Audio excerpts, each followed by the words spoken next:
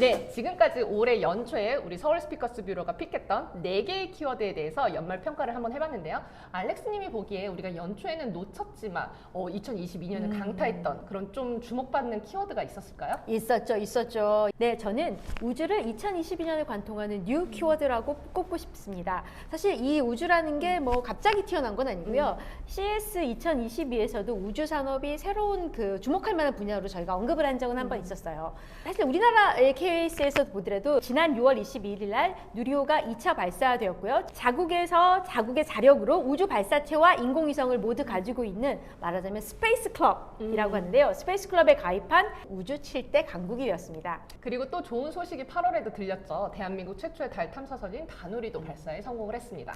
아르테미스 프로젝트가 지금 실행이 되고 있습니다. 지난 11월 16일 날 미국의 아르테미스 1호 로켓이 5번째 시도 끝에 마침내 달을 향해서 발사되었고요. 그리고 지난 12월 11일 아르테미스 1호에 실렸던 우주선 오리온이 달 궤도를 돌고 마침내 지구로 무사히 귀환했습니다. 이게 버려지는 게 아니라 다시 지구로 돌아와가지고 다시 그럼 쓸 수 있는 건가요? 아니요, 쓸 수는 없어요. 얘는 다시 쓸 수 있는 게 다시 쓸 수는 아니고 없는 중요한 거구나. 거는 얘가 갔다가 돌아왔다는 거죠. 그 정도 왜냐하면 기술도 있고. 아르테미스는 유인 달 탐사 기획이잖아요. 아. 데리고 와야 되잖아요. 그렇죠. 갔던 우주선이 다시 돌아와야 되니까. 네. 이 아르테미스 프로젝트가 이번만 끝나는 게 아니죠. 네, 아르테미스는 총 3단계 프로젝트를 가지고 있습니다. 1단계는 달로 쏘아 올려서 귀환하는 게 첫 번째 목적이고요. 두 번째는 아르테미스 2호가 2024년도에 발사될 예정인데요. 달 궤도에 유인 비행을 할 예정입니다.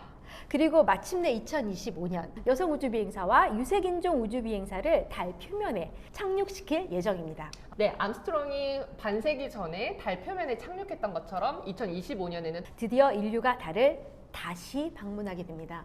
그리고 11월 말에는 대한민국 정부에서 미래 우주 경제 로드맵 선포를 했는데요. 윤 대통령은 한국의 나사의 역할을 할 수 있는 그런 우주 항공청도 설립할 거라고 발표를 했더라고요. 지난 12월 11일 일본의 우주기업인 아이스스페이스가 자체 개발한 달 착륙선 미션 1을 미국에 있는 그 스페이스 X 펠컨 9 로켓에 실어서 발사를 했고요. 예정대로라면 이 미션 1은 2023년 4월에 달에 착륙할 예정이라고 하니까 기대가 되고 있습니다. 제가 또 이 빅뱅의 탑이 디어문 우주 여행 프로젝트에 참여한다는 소식도 들었어요. 네, 내년에 스페이스 X를 타고 달 주변을 비행할 예정이라고 합니다. 탑뿐만 아니라 다양한 민간인이 참여하는 이번 우주 비행은요. 앞서 저희가 말씀드렸던 것처럼 사실 민간과 그다음에 우주 관광이라는 두 가지 되게 중요한 키워드가 합쳐진 상태예요.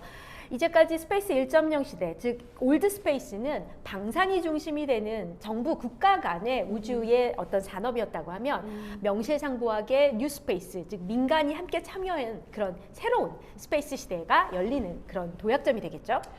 서울 스피커스 뷰로에서 나사의 태양계 앰베서더로 활약하고 계신 폴린 교수님의 인터뷰도 유튜브에 올라가 있고요. 또 우주산업과 관련해서 토크살롱 뉴스레터도 많이 발행되었으니까 한번 찾아보시기 바랍니다.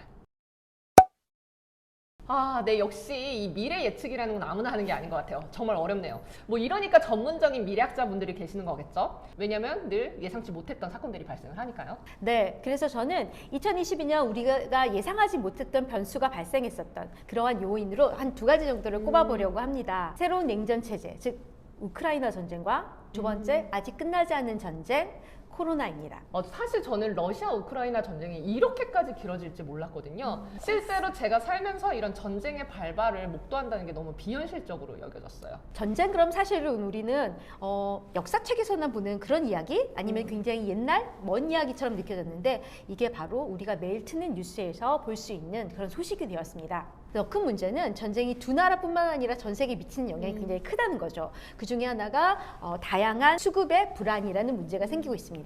특히 그 중에서도 곡물 가격이 비정상적으로 올라가고 또 에너지 수요가 부족하고 또 이에 따라서 가격도 상승하는 많은 그 기사들을 좀 봤던 것 같아요. 우선 식량 문제부터 한번 살펴볼까요? 아시는 것처럼 우크라이나와 러시아 이 전쟁을 하고 있는 이 두 국가는 전 세계 4대 곡창지대 중에 하나고요. 이 두 나라에서 생산되고 있는 밀은 전 세계 밀 시장에서 차지하고 있는 비율이 약 21.5% 정도 됩니다. 그렇지만 전쟁으로 인해서 우크라이나에서 대다수의 수출품을 차지하고 있는 곡물이나 해바라기 씨유 등을 수출하는 항구가 봉쇄가 되었습니다. 수입이 줄어들다 보니까 가격이 상승이 되겠죠. 이러한 가격 상승을 보니까 많은 나라들이 곡물을 사재기하는 현상이 있고요. 이것은 가격 상승의 악순환을 만들고 있습니다. 2022년 4월 기준 미국 시카고 선물시장의 경우 밀 가격이 2020년에 비해서 약 2배 정도가 상승하고 있고요. 세계 유엔 식량농업기구인 FAO에 따르면 2022년 3월 곡물 가격 지수는 지난해 3월에 비해서 약 37%가 상승한 걸 보이고 있습니다. 소위 에그플레이션이 시작된 거죠. 네, 그렇습니다. 데이비드 비즐리가 이야기를 했는데요. 코로나로 전 세계 기아의 인구의 18%가 증가를 했대요. 그리고 우크라이나 전쟁 때문에 약 13,000만 명의 추가로 또 심각한 굶주림의 그 고통을 받고 있다고 하는데요. 굉장히 심각합니다.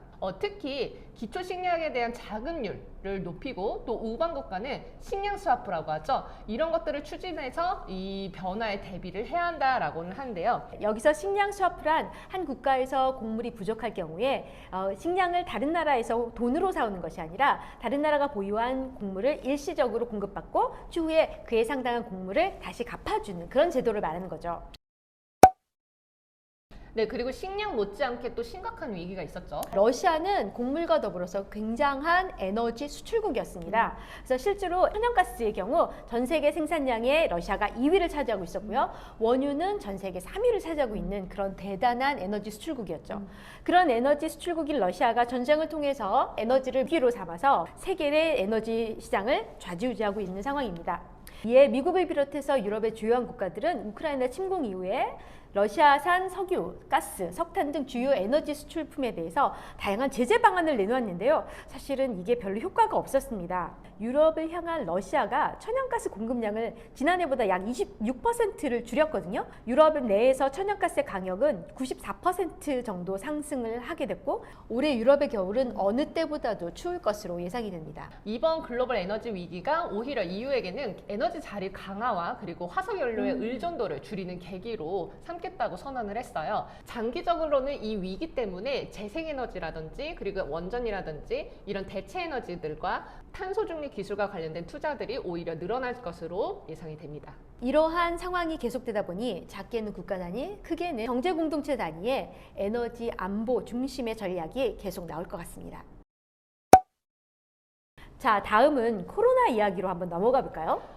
지금 아직까지도 한 3년 정도를 코로나 이야기를 하고 있는 것 같아요. 진짜 끝날 듯 말 듯 계속 끝나지 않는 문제인 것 같습니다. 네, 꼬리에 꼬리를 묻는 코로나 이런 느낌이 드는데요.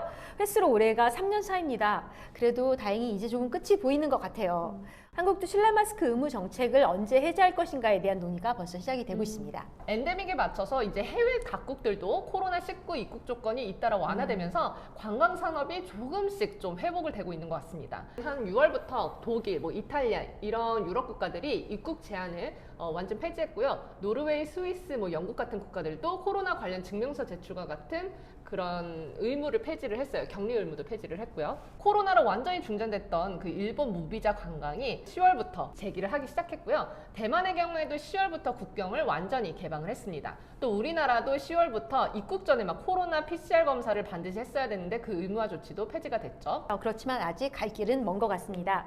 유엔 세계 관광기구 UNWTO의 보고서에 따르면 세계 지역별로 관광수가 2022년 7월 기준에는 유럽이나 남북 아메리카 이런 지역에서는 코로나 전이 2019년 대부에서 약 80% 전으로 회복이 됐어요. 거의 지금 다시 원 상태로 돌아오고 있네요. 반면 한국이나 일본을 포함한 아태 지역은 여전히 2019년 성수기 대비해서 20% 정도로 아직은 미미한 상황입니다. 여전히 봉쇄 정책을 피고 있는 또 중국은 어떤가요? 네, 중국 같은 경우는 제로 코로나 정책을 고수하고 있었습니다. 그러다 보니까 부작용이 나올 수밖에 없었죠. 네, 입국하는데 여전히 장애 요인들이 있고요. 자국 내에서 나오거나 많은 유럽 국가들이 제재를 완화했음에도 불구하고 중국에서 관광객이 다른 나라로 나오는 건 굉장히 어려운 현실입니다. 하지만 이런 강력한 중국의 이런 제재에도 한계가 좀 보이는 것 같습니다. 백지 시위 같은 것을 진행을 하기도 하고요. 자국민의 시위에 방역을 완화하는 모습을 보이고 있기도 합니다. 중국이 워낙 큰 시장이다 보니까 이런 중국 시장의 변화는 세계 경제 흐름의 변화를 알리는 신호탄이 될 것이라고도 생각을 합니다. 우리나라의 경우 관광 산업이 다시 활성화되어서 이제 항공, 면세점, 화장품 사업도 회복될 것이라고 너무 기대를 하고 있어요. 사실 2019년 코로나 전까지만 해도 우리나라 관광 산업에 중국이 미친 영향이 굉장히 컸었거든요. 또 이게 한한령도 완화가 된다면 이에 따라서 미디어, 엔터, 뭐 K 한류라고 하죠. 그런 산업도 다시 재개할 것으로 기대가 됩니다. 네. 네, 2022년 연말을 맞이해서 한번 한 해를 정리하는 시간을 가져봤어요. 정말 2022년을 쭉 두렵게 보니까 앞으로 다가올 2023년 트렌드도 좀 보이는 것 같습니다. 서울 스피커스 뷰로는 내년에도 여러분께 최신 세계 트렌드를 좀 발빠르게 전해드리도록 할게요. 그럼 다음 시간에 또 만나요. 안녕!